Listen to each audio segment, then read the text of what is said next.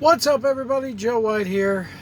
I am sitting here in, where am I at? Cartersville, Georgia, right outside of Atlanta off I-75.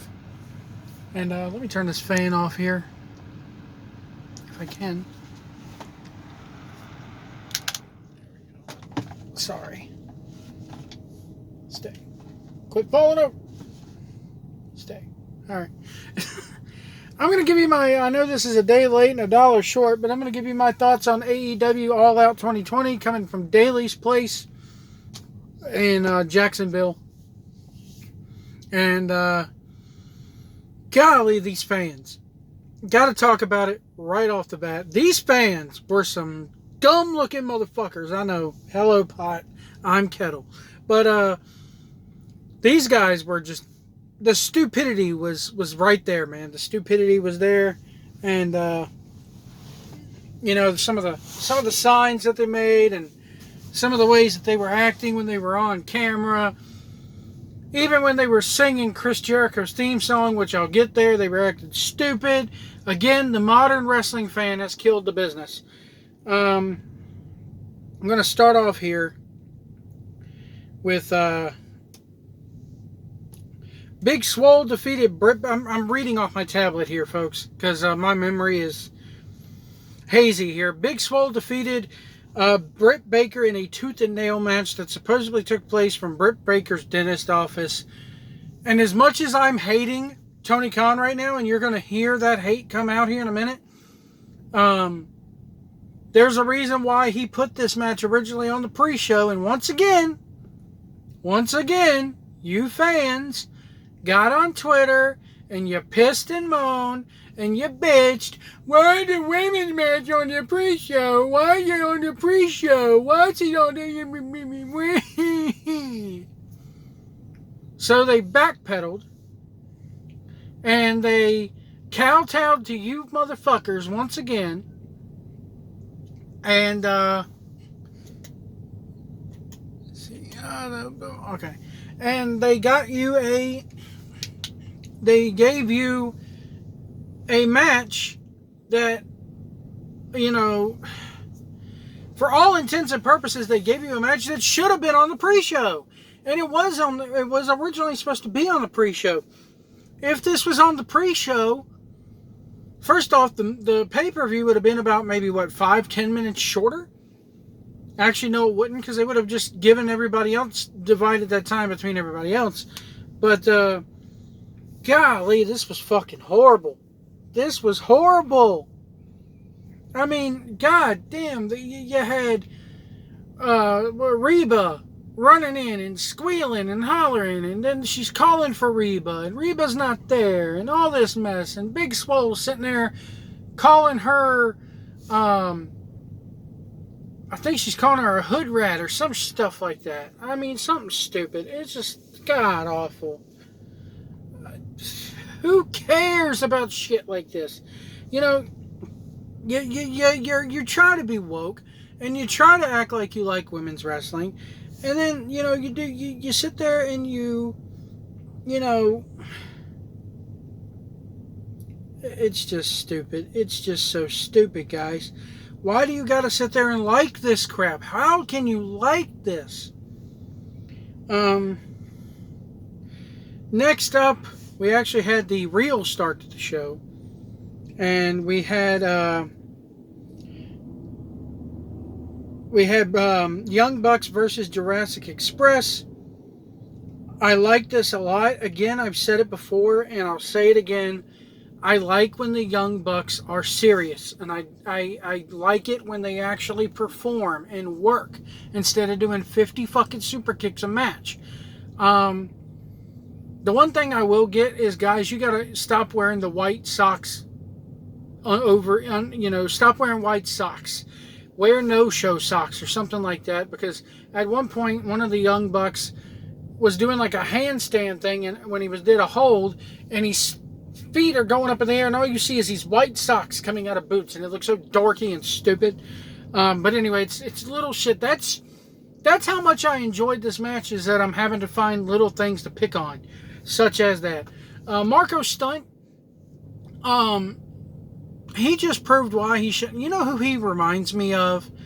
You know, he comes out waving and doing this stupid... He reminds me of Spike Dudley. Except Spike Dudley was taller and could actually fucking work and actually had business being in there. You little fucking midget. Sorry, I know we're not supposed to use that word, but I can't help it. He's a fucking midget.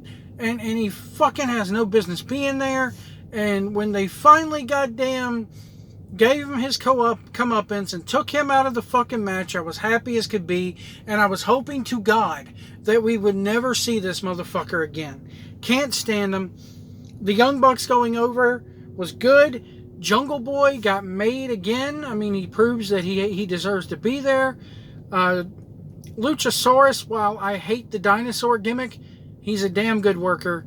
Nick and Matt actually did good here. I have no problem giving this about a 3.5 out of 5 stars if I had to rank it that way. It was good. The Casino Battle Royal, god damn. Lance Archer winning to me is a big mistake because they booked themselves into a corner with it, but at the same time it's like I'm not behind Lance Archer at all because Jake the Snake Roberts just chews up the scenery whenever we see him. And they need to get Lance Archer away from Jake fast. Then you had Darby Allin coming in, and you had the thumbtacks with the body bags, and this and that. And I'm just like, God damn, this is fucking stupid. This is it's just bullshit for the sake of bullshit, and it has no place in professional wrestling. I mean, it does have its place. Hardcore does have its place, but right here... do you have to do it every time we see the guy? I'm sure Darby Allin can actually work, or else they wouldn't have hired him. But motherfucker, stop. Just, especially, you know, with what was to come next. I'm sitting here going, no wonder TNT is cracking down on him. But Lance Archer wins. They made a big deal out of Will Hobbs. He got somewhat of a shine. I don't know much about Will Hobbs. I guess this was designed to be his introduction, and it kind of fell flat for me. Matt Hardy versus Sammy Guevara in a Broken Rules match. God damn. This is my problem with Tony Khan. Money Mark Khan, boy. Money Mark Khan. This goes out to Mark Khan. You stupid motherfucker. You stupid motherfucker. Forget the doctor. Forget Dr. Sampson. There's no way you could do concussion protocol in a matter of 3 minutes to a guy. There's no way. But never mind that. Who is at the head of the helm? Who has total power over everybody? Where does the buck stop in AEW? Stops with Money Mark Khan. Tony Khan. And he should have had the wherewithal to say, I don't care what you say, Doc. I'm stopping this. This is over. They had already stopped it. There's no way. I mean, you can look at Matt Hardy. He's glassy-eyed. He had no idea where the fuck he was. He couldn't walk. He couldn't stand up.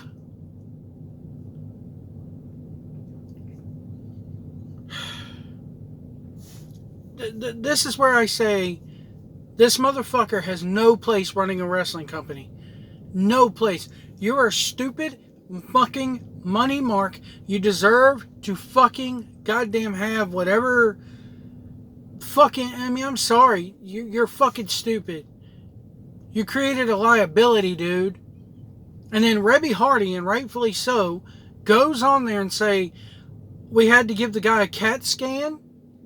Well, if he hasn't got a concussion, if he passed concussion protocol, there's no reason to give him a CAT scan now, is there? You lied to the fucking audience, dude, to cover your ass. You've lied to the audience, and there's no coming back from that. The dude has a fucking concussion. They're never going to come out and say he has a concussion, Because if they do, then they know they fucked up royally. But the dude has a concussion. I'm not a doctor. I don't play one on TV or here on YouTube or anywhere else. But I know well enough to know that if you fall from about 8, 9, 10 feet in the air off a scissor lift and your head goes splat up against the concrete, I don't care how thick your fucking head is, how big your head is, you got a concussion. What is it? Does fucking brain fluid have to be coming out of his ears before you stop the match? Tony Khan, you are one stupid sack of shit.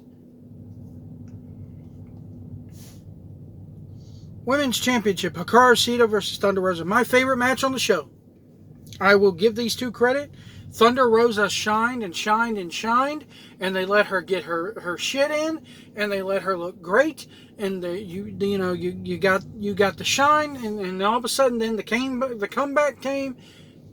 Beautiful wrestling match, no gimmicks, no haha, no stupidity, no fucking hardcore bullshit. I loved the ever-loving hell out of this. 5 stars. My favorite match on the show. I don't have a bad thing to say about it. I enjoyed every second of this match. And of course, Shida goes over because they can't have an NWA champion going over.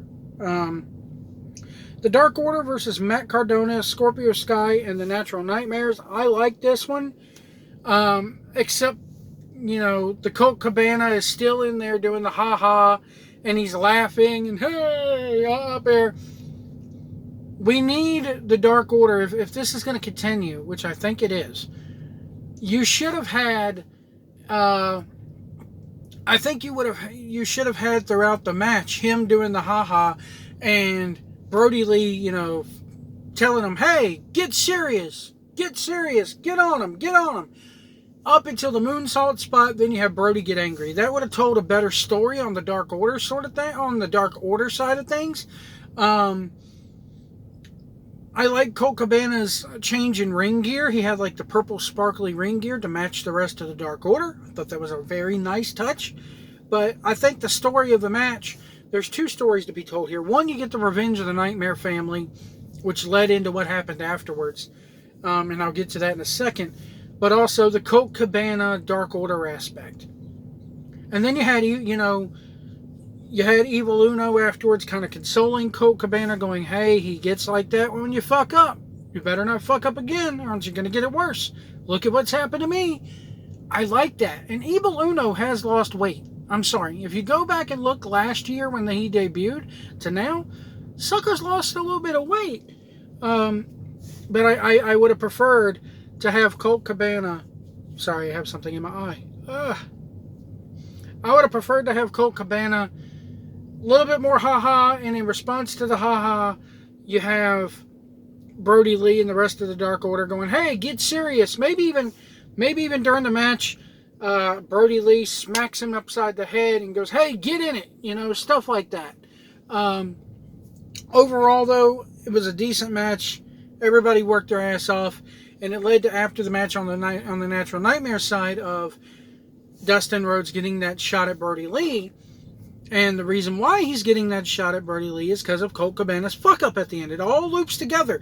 I will say this storyline right here with Cody being out, you get the revenge on Cody, you get them getting the win, and it all weaves together. And this is a perfect story right here. You just need to pull the trigger on Colt Cabana and have him either turn on the Dark Order or go full-blown heel. I want to see a heel Colt Cabana because we've never really seen that before. But it is what it is here. I think they need to pull the trigger on the Colt Cabana bit within the next couple of weeks. Have him go full-on heel. Then down the line, you have him turn on Brody Lee. And there you go. Tag Team Championships. Kenny Omega and Adam Page versus FTR. God, did this go on and on and on. They went 30 minutes, and that was about 15 minutes too much. FTR defeated them to become Tag Team Champions after Kenny Omega accidentally V-triggered Page. And this is another, like I said, the last match where the story weaved together and it makes sense. This storyline while this match was very good, this is probably my second favorite match on the show. Even though it went too long, but these two teams definitely had chemistry and they definitely worked hard. At the end of the match, we follow Kenny to the back, which I liked. I love that steady cam of following him to the back. He's frustrated. He almost hits Adam Page with the table, people call it a folding table. It was a TV tray. And you have him following him to the back with that steady cam shot. And all the way to his car. I loved it. Good camera work there, good producing, and very good directing there by Keith Mitchell. Following him to the back in one steady shot. We don't break away and then catch up with him. We follow him straight to the back. From a production standpoint, I love that. And I wish the announcers would have just shut up here so we could actually hear what was going on and maybe turn up the shotgun mic that is attached to the camera so we could hear this conversation between the Young Bucks and Kenny Omega. Hey, I'm sick of this. It's time for a clean start. You're either with me on this or against me. One point, Kenny Omega said, we need to go back to the way things were. That's a key point right there. But you had Adam kind of go with the young, turn on Kenny, and then you had Kenny, and this whole storyline is confusing as fuck. But I think it's going to end up, just give it a chance. I will say this, give it a chance.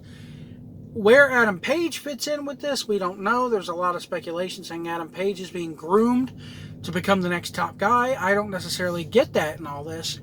What I'm gathering in all this is a return to the original Bullet Club kind of heels with the Young Bucks and Kenny Omega, but the Young Bucks are not sure if they want to go that route. And of course, they were hinting to it a couple months ago on BTE, but BTE is not supposed to be canon. Even though they plug it on Dynamite, I don't get the sense that it's canon, or else we'd see pics of it or video packages of it on Dynamite, or Dark even. But I like Kenny Omega, going, I'm sick of this. I'm not even going to take a shower. Not even going to go grab my bags. I'm going back to the hotel. Let's get in the car. You're either, I'll give you time to think about it, but you're either with me or you're against me on this. It's time for a clean start. We got to get back to the way things were. I think we're going to see a really good heel Kenny Omega, and I would love to see a heel Kenny Omega take the title from Jon Moxley in the future. Maybe they'll go that route, but we got, the Murder Hawk there going up against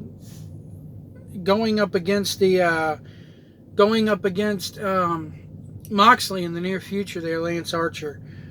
But Kenny Omega and Adam Page, will they be together? It's like an old soap opera. Will they stay together or will they get divorced? We don't know. Jericho versus Orange Cassidy in a Mimosa Mayhem match. I love... All right, now... You fucking fans. Again, it all goes back to you fucking idiot fans. Stop singing Jericho's theme song. I don't care if you're having fun. I don't care how the wrestling business has changed. No. You gotta have heels and you gotta have baby faces. No matter if you want to do 50 dance breaks and pose ops and whatever, you gotta have a good guy. You gotta have a bad guy. Stop singing Jericho's theme song. You're cheering a heel. He's a heel. And he shouldn't be selling it either. He shouldn't be looking around smiling it and then flipping people off. No, you can't have it both ways if you're a heel. Now, with that being said, I'm not a fan of Orange Cassidy, but I think he ditched the ha-ha here. We didn't get much of the pockets deal. Now, one thing I did like is I akin this to an old coal miner's glove match where you climb the pole, you get the glove, and you get to use it. And that should be the finish of the match, is using the coal miner's glove with the spikes on it. But you don't use it straight away. You come in for a swing, he ducks it. You come in again, he ducks it again. Maybe you're on the outside fighting, you go to hit it, he ducks it, and he hits the post. You tease it and tease it and tease it. And that's what they did here. They teased the Mimosa with Jericho dipping his face in it, and then his arm was in it, and it finally led up to, him hitting those Superman punches and Jericho taking the back dive, which it didn't look like those pools were very deep. And I'll give AEW credit. I like the designs of the vats of the mimosa, which it's probably just water with orange food coloring in it. Although when Cassidy scooped up, when he was in the walls and he scooped up that liquid, it kind of looked like the color of piss. It was a very piss yellow color. But it wasn't that deep either, because Jericho was holding on to the sides, kind of keeping himself floating when he easily just could have sank and sat in it.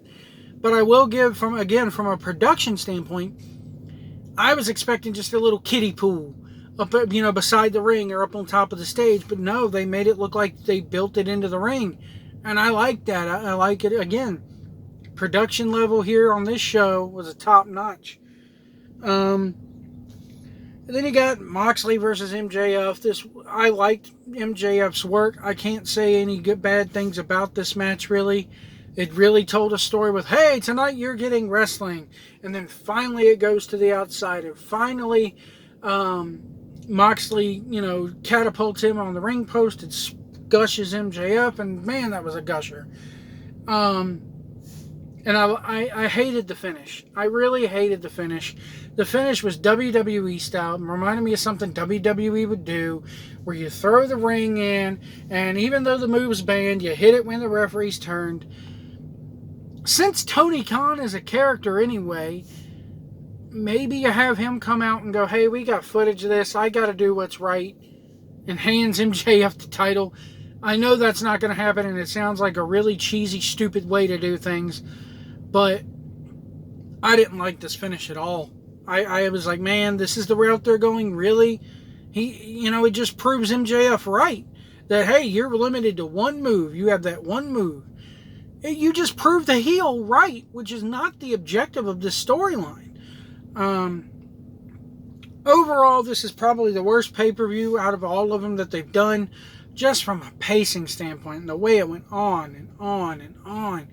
And you really didn't get a resolution to any of these feuds. Maybe the Chris Jericho one, but I get the feeling we'll see, MJF,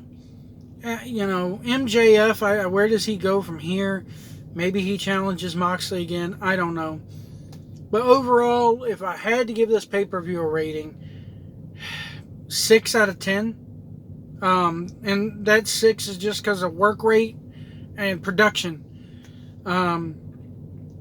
The only problem I had was them not shutting up the announcers during the Kenny Omega Young Bucks backstage thing after the match. I really felt like you should have had those shotgun mics on the cameras, turned up, and we should have been able to hear what was going on. Also, the crowd really pissed me off. There were times where you could actually hear that crowd cheering, and then there were other times where they were flat out dead. Yes, I know it's humid. Yes, I know you were hot, but it's just, sorry. You wanted to come to a wrestling show, and it's AEW. I would have just rather not them not have a crowd at all, because the crowd annoyed me all fucking night long anyway. But if you're gonna have them there, you need to mic them better. But that's my thoughts on All Out 2020. Remember, if you see a big rig out there on the road, move over if we need to get over. Let us over. Give us plenty of room. If you can't see our mirrors, we can't see you. And we'll see you down the road.